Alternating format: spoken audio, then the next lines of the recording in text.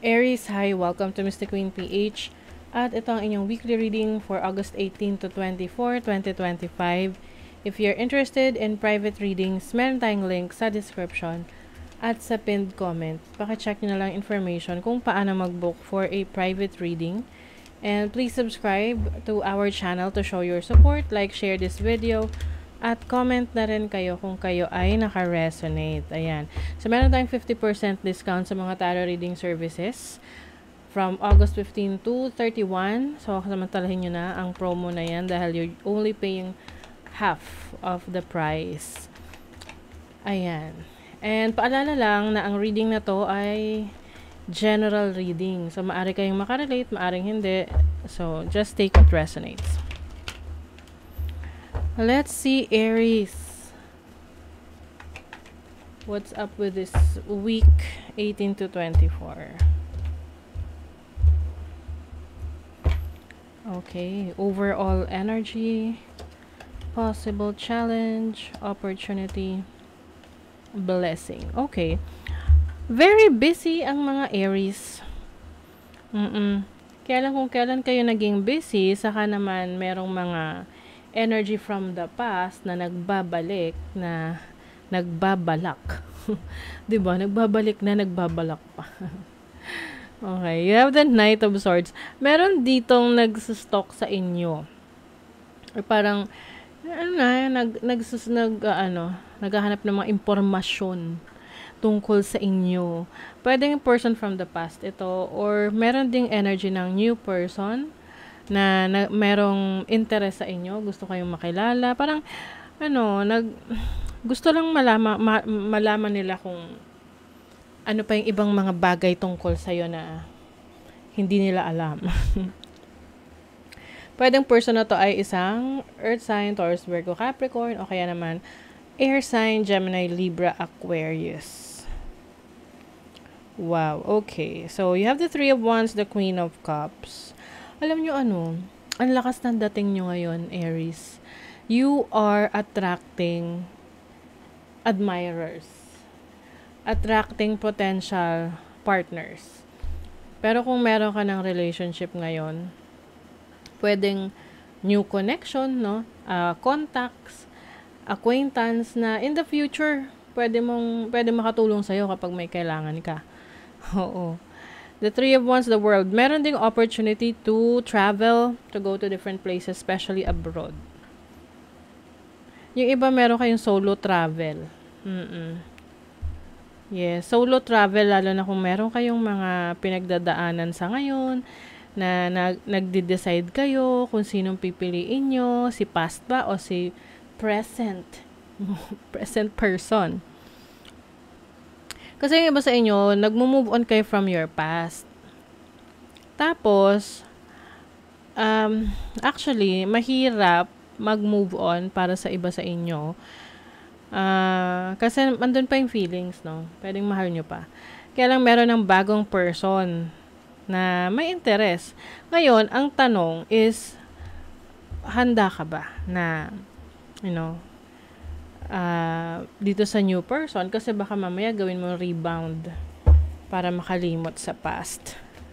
Okay, overall energy is the Six of Cups. This is nostalgia. This is also energy ng soulmate, love life, ganyan. Tignan natin. What is the Six of Cups?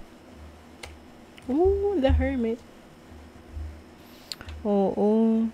Yung iba sa inyo nagkakaroon ng realization or self-reflection kung ready ka na ba na i-let go yung past. Or meron kasing, pwede kasing dito relationship, ha, yung bang meron kang mga pagsisisi sa mga bagay na hindi mo ginawa nung nakaraan, parang ganon. Na feeling mo sayang yung opportunity. Your challenge is the Four of Coins. Financial challenges. Maaring merong medyo ka ngayon, nagtitipid. Or umiiwas sa gastos. Lalo na kung marami kang kailangang bayaran this week. So, you are also focusing on Working, working, working. Puro trabaho. What is the Ace of Cups? Ow! Okay. Aries, kung meron bagong person sa buhay mo, kilalanin mo muna to. Okay? Kasi baka mamaya, itong person na to merong ibang intention sa'yo. Yung tipong makuha lang ang gusto. 'Di ba? So, kung hindi mo feel, wag mong ipilit. And yung iba sa inyo, may opportunity kayo na ngayon na mag-focus sa healing and also to live healthier. Meron kang healthy option ngayon para sa kalusugan mo. Ano yung dapat or mas makakabuti para sa'yo sa health mo. Yung iba, meron kayong i-let go na unhealthy habit or bisyo. What is the 8 of Coins? 5 of Wands. Ngayon na-challenge kayo na yung mas magpakitang gilas. Parang may gusto kang patunayan ngayon. Hindi lang sa sarili mo, at pwede rin sa ibang tao na kaya mo on your own. Let's see the energy ng money, career, finances for Aries. 2 of Wands. Hoy, okay. Oo, maganda. Kasi may mga oportunidad sa'yo sa trabaho. Yung iba sa inyo, merong maganda yung takbo ng negosyo. Yung iba naman, maaring may promotion sa trabaho. Merong mga offers on the side, no?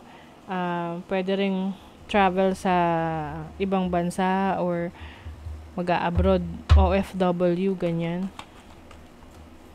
And mas ka talaga ngayon, mas focus ka sa pera mo, sa finances mo, building your legacy, ganyan. Love life. Meron talagang bagong person sa buhay mo. Ngayon, parang torn between two people ka. Tapos parang wini-weigh mo, no? Yung tipong tinitingnan mo yung pros and cons nung connection na to. But I don't think na meron ka talagang pipiliin dito Yeah. You feel like masyadong maaga pa or mabigat yung responsibility pag pumasok ka sa relasyon. Ano pa? Aries. Weekly energy. Psychic protection. Protect your energies. Maaring merong mga tao na may mga sinasabing masama against you. You are healing. Yeah, like what I mentioned sa inyo kanina. Yung iba sa inyo, ginagamit nyo yung pagiging creative nyo para mas makapag-heal. For example, ikaw ay may talent na, let's say, singing. So, ginagamit mo yung pagkanta para mas makapag-heal. From within, from your past. From your trauma, from the pain.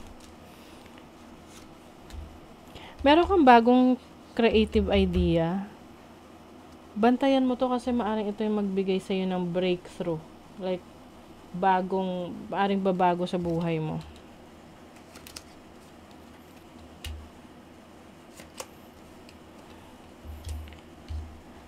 You have, yung iba sa inyo, you may feel a little bit parang mabigat sa kalooban. Yung parang may hinahanap ka or you are longing for a person.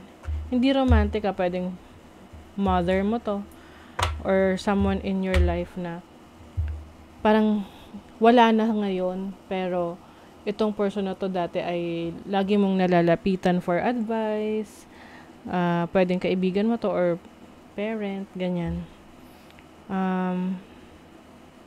May mga meron kayong takot or doubts for your future. Pero kung nararamdaman nyo yan ngayon, lagi nyo lang isipin or alalahanin yung mga advice na binibigay sa inyo nung taong mahal nyo na wala na ngayon.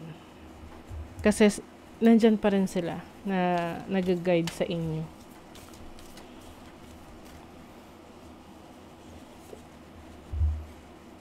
Physical touch. A tender touch can mean so much.